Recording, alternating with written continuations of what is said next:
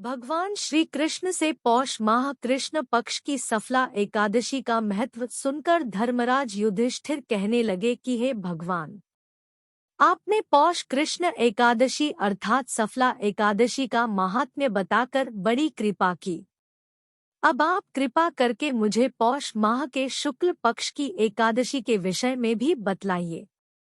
इस एकादशी का क्या नाम है तथा इसके व्रत का क्या विधान है? इसकी विधि क्या है? इसका व्रत करने से किस फल की प्राप्ति होती है और उसमें कौन से देवता का पूजन किया जा रहा है? कृपया यह सब विधान पूर्वक कहिए। भगवान श्री कृष्ण बोले, पौष माह के शुक्ल पक्ष में आने वाली इस एकादशी को पौष पुत्रदा एकादशी कहा जाता है। इसमें भी नारायण भगवान की पूजा की जाती है। विधि पूर्वक इस व्रत को करना चाहिए। इस चर और अचर संसार में पुत्रदा एकादशी के व्रत के समान दूसरा कोई व्रत नहीं है। इसके पुण्य से मनुष्य तपस्वी, विद्वान और लक्ष्मीवान होता है। इसकी मैं एक कथा कहता हूँ, सो तुम ध्यानपूर्वक सुनो। मेरी पूजा के लिए ऋतु अनुकूल फल, नारियल, नींबू, नैवेद्य आदि 16 वस्तुओं का संग्रह करे। इस सामग्री से मेरी पूजा करने के बाद रात्रि जागरण करे। इस एकादशी के व्रत के समान यज्ञ, तीर्थ, दान, तप तथा कोई दूसरा व्रत नहीं है।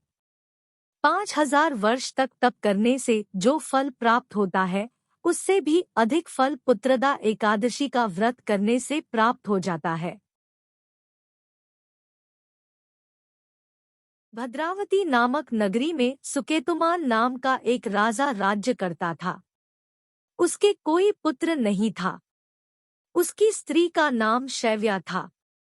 वह निपुत्री होने के कारण सदैव चिंतित रहा करती थी। राजा के पितर भी रो रो कर पिंड लिया करते थे और सोचा करते थे कि इसके बाद हमको कौन पिंड देगा। राजा को भाई, बांधव, धन, हाथी, घोड़े, राज्य और मंत्री इन सब में से किसी से भी संतोष नहीं होता था। वह सदैव यही विचार करता था कि मेरे मरने के बाद मुझको कौन पिंडदान करेगा। बिना पुत्र के पितरों और देवताओं का ऋण मैं कैसे चुका सकूंगा। जिस घर में पुत्र न हो उस घर में सदैव अंधेरा ही रहता है। इसलिए पुत्र उत्पत्ति के लिए प्रयत्न करना चाहिए। जिस मनुष्य ने पुत्र का मुख देखा है, वह धन्य है। उसको इस लोक में यश और परलोक में शांति मिलती है, अर्थात उनके दोनों लोक सुधर जाते हैं। पूर्व जन्म के कर्म से ही इस जन्म में पुत्र, धन आदि प्राप्त होते हैं। राजा इसी प्रकार रात दिन चिंता में लगा रहता था। एक समय तो राजा ने अपने शरीर को त्याग देने का निश्चय किया, परंतु आत्मघात को महान पाप समझकर उसने ऐसा नहीं किया।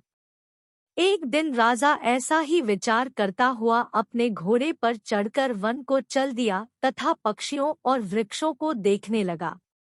उसने देखा कि वन में मृग, व्याघ्र, सुअर, सिंह, बंदर, सर्प आदि सब भ्रमण कर रहे हैं।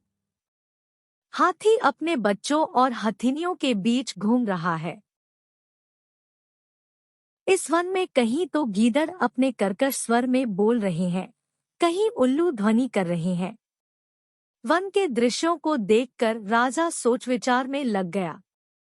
इसी प्रकार आधा दिन बीत गया। वह सोचने लगा कि मैंने कई यज्ञ किए, ब्राह्मणों को स्वादिष्ट भोजन से तृप्त किया, फिर भी मुझको दुख प्राप्त हुआ, क्यों? राजा प्यास के मारे अत्यंत दुखी हो गया और पानी की तलाश में इधर-उधर फिरने लगा। थोड़ी दूरी पर राजा ने एक सरोवर देखा। उस सरोवर में कमल खिले थे तथा सारस, हंस, मगरमच्छ आदि विहार कर रहे थे। उस सरोवर के चारों तरफ मुनियों के आश्रम बने हुए थे। उसी समय राजा के दाहिने अंग फड़कने लगे। राजा शुभ शकुन समझकर घोड़े से उतरकर मुनियों को दंडवत प्रणाम करके बैठ गया। राजा को देखकर मुनियों ने कहा, हे राजन, हम तुमसे अत्यंत प्रसन्न हैं।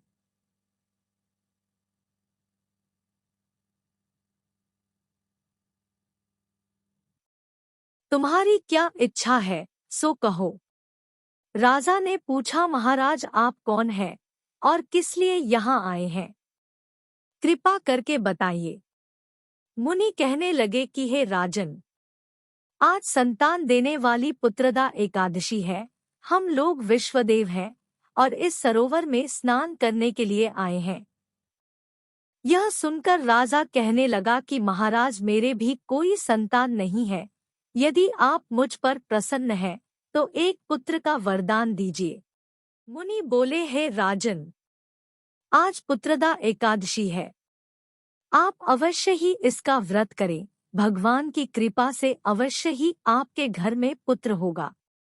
मुनि के वचनों को सुनकर राजा ने उसी दिन एकादशी का व्रत किया और द्वादशी को उसका पारण किया। इसके पश्चात मुनियों को प्रणाम करके महल में वापस आ गया। कुछ समय बीतने के बाद रानी ने गर्भ धारण किया और 9 महीने के पश्चात उनके एक पुत्र हुआ। वह राजकुमार अत्यंत शूरवीर, यशस्वी और प्रजापालक हुआ। श्री कृष्ण बोले, हे राजन, पुत्र की प्राप्ति के लिए पुत्रदा एकादशी का व्रत करना चाहिए। जो मनुष्य इस महात्म्य को पढ़ता या सुनता है उसे अंत में स्वर्ग की प्राप्ति होती है। जय श्रीमन नारायण। जय एकादशी माता।